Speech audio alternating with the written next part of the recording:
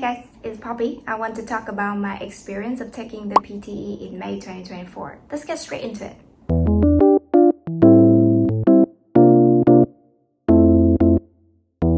So first, before you go into the test room, you would have to go through the check-in process. This was quite standard, just follow the instruction. Also, I think a lot of people might wonder about this is, can you bring anything in the test room? The answer is no. And so if you're wondering, can I bring my own pen? No. Can I bring my own notepad? No. Can I bring my own water? No. Nothing. You cannot bring anything in there. You will be provided with every single thing that you need to perform for your test, so don't worry about it. They got you. And after everyone is done checking in, the invigilator would assign you your seat. So here's the fun thing though. Each of the computer set would have a different set of questions. That's how it's supposed to be.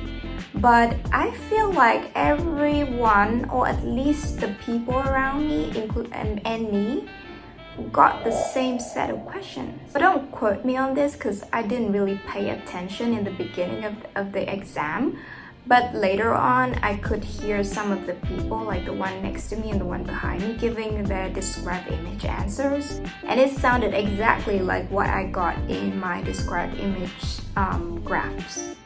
So do what you will with that information. Anyway, back on track.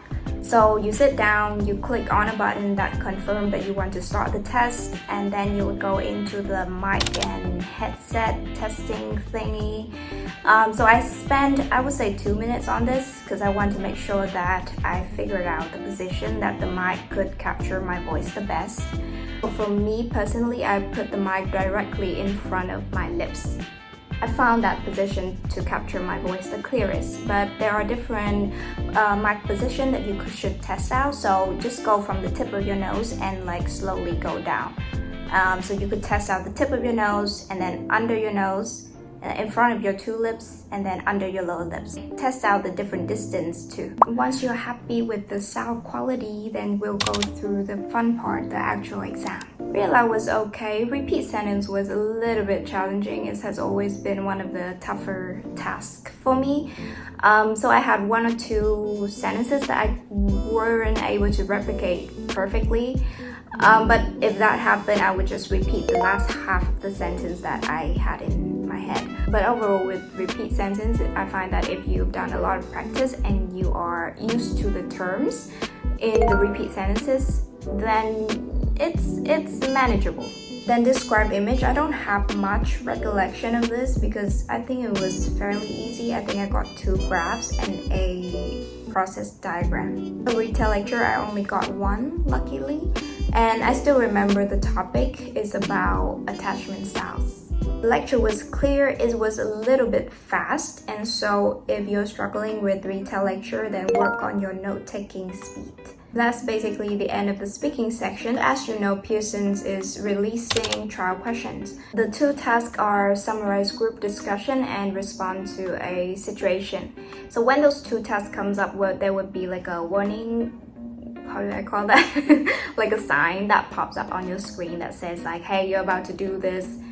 And so you would know for sure. With these trial questions, you could either skip them, you don't have to do them. It wouldn't affect your score. But for me personally, I took that as an opportunity to give myself a mini break. You know that there's no break in the exam and it could get quite intense. And so I just sat there, listened to the audio. I took notes sometime, give a response sometime.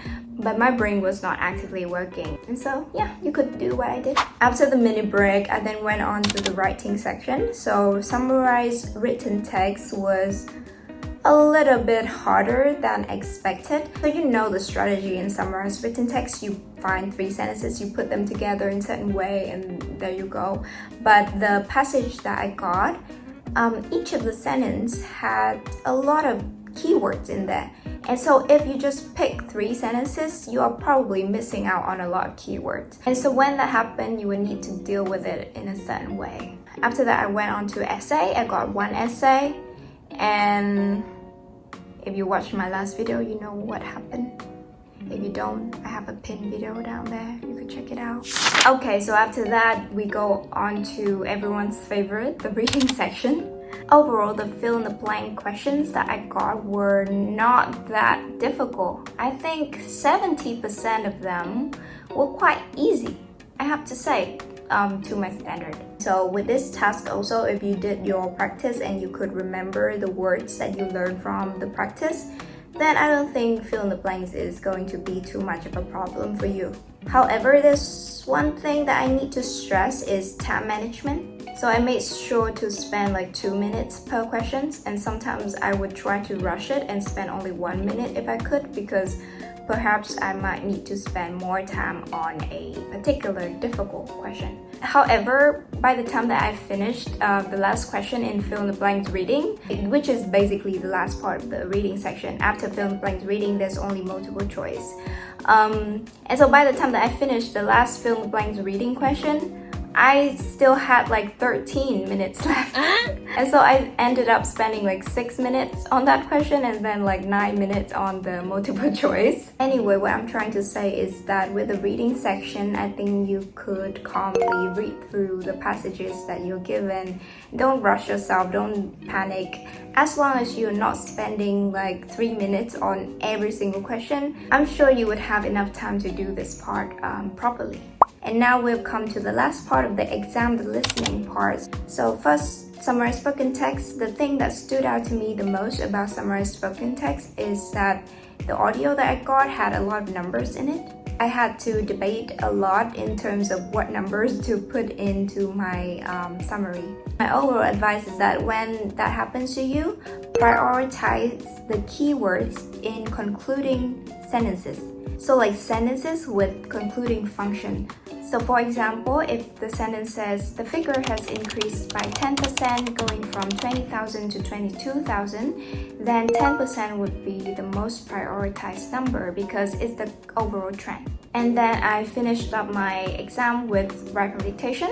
This part was surprisingly easy. I think I got 3 sentences. All of them probably had under 10 words. I did add extra words just in case. I didn't have a limitation in terms of how many words I could add. But you know, like if you're doing this, just make sure you're not adding way too many. If the original sentence have 10 words, then maybe don't submit something with 20 words in there. So that was my experience of taking the PTE this year. The tasks that are usually expected to be tricky, or which are fill in the blanks and write from dictation, were both surprisingly easy. However, the one task that I expected to be quite difficult and did turn out to be difficult was repeat sentence. And so if you are preparing for your exam, make sure to do a lot of practice for repeat sentence and that you learn the terms and the phrases in the practice.